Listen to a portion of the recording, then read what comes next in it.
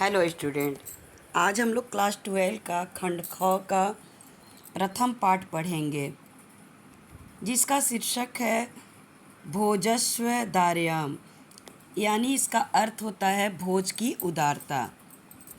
अब पहला दोहा हम देखते हैं। ततः कदाचित् द्वारपाल आगत्य महाराज भोजं प्राह देव कोपिनावशेषो विद्वान् द्वारी वर्तते इति राज प्रवेश इति ततः प्रविष्ट सः कवि भोजमालोक्य अध मे दारिद्र्यनाशो भविष्यतीति मत्वा तुष्टो हर्षासुरी मुमोच। राजा तमालोक्य प्राहे कविय किं रोदिषि इति ततः कविराहे राजनम् आकार मृदगृहं स्थितम्।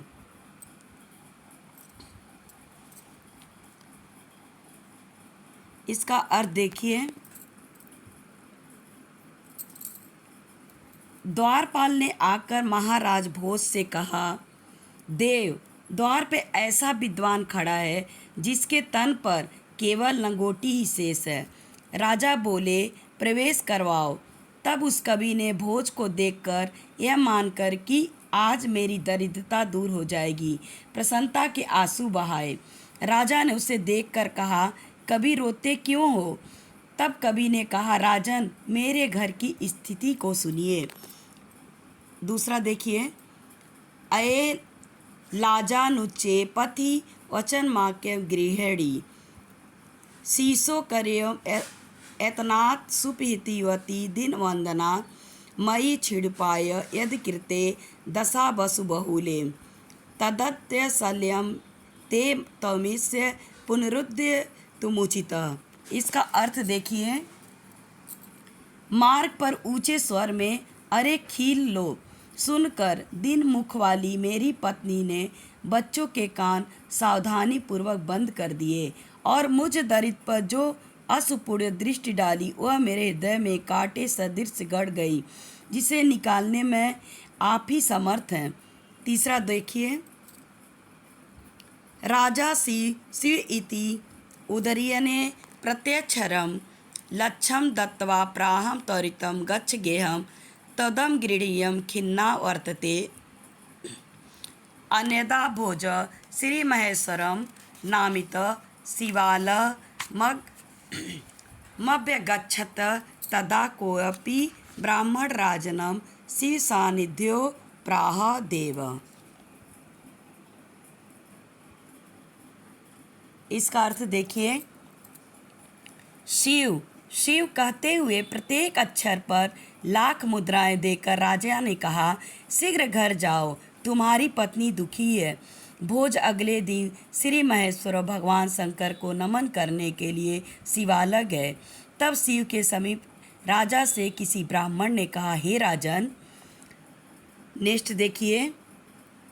अर्धदानो बैरिड़ा गिरजायाप दध शिवास्ते हतम देवतम जगति तले पुरहरा भावे सुमित लति गंगा सागरम्बरम शशिकला नागाधिप क्षमातलम सर्वज्ञ तम मधीश्वरम तम गमते त्वाम ममतु भिक्षाटनम। इसका अर्थ देखिए। शिव का अर्धभाग दानव बैरी अर्थात विष्णु ने तथा अर्धभाग पार्वती ने हर लिया। इस प्रकार भूतल पर शिव की कमी होने से गंगा सागर में चंद्रकला आकाश में तथा नागराज शेषनाग भूतल में समा गया। सर्वज्ञता अधीश्वरता आप में तथा भिक्षाटन मुझ में आ गया। नेक्स्ट देखिए। राजा तुष्ट तस्मे प्रत्यक्षरम लक्ष्य ददो अन्यदा राजा समुपस्थिता सीतां प्राह देवी प्रभातम ओणम इति सीता। प्राह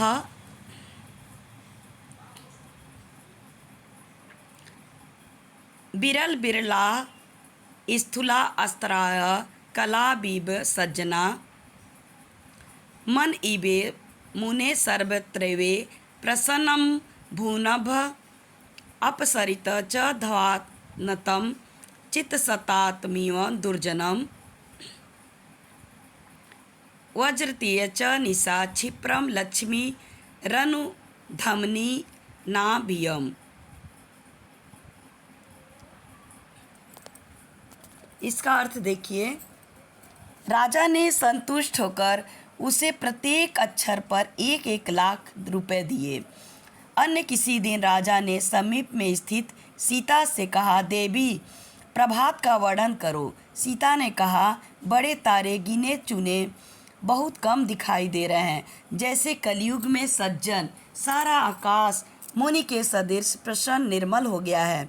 अंधेरा मिटता जा रहा है, जैसे सज्जनों के चित्त से दुर्जन और रात उधमहीनों की लक्ष्मी सी तीव्रता से भागती जा रही है। नेक्स्ट देखिए,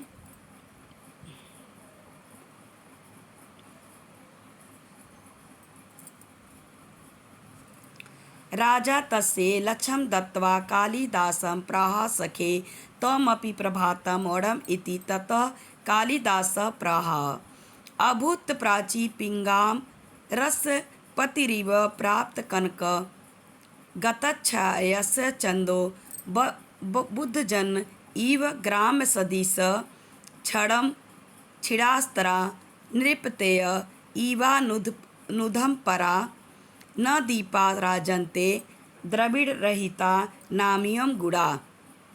राजा तिस्तुष्ट तस्मे प्रत्यक्षणम लक्ष्यम ददो। इसका अर्थ देखिए, राजा ने उसे 1 लाख रुपए देकर कालिदास से कहा, मित्र तुम भी प्रभात का वर्णन करो।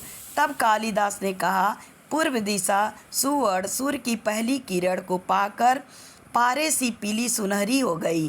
चंद्रमा वैसे ही क्रांतिहीन हो गया जैसे अज्ञानियों गंवारों की सभा में विद्वान तारे उद्यमहीन राजाओं की भांति क्षण भर में क्षीण हो गए हैं।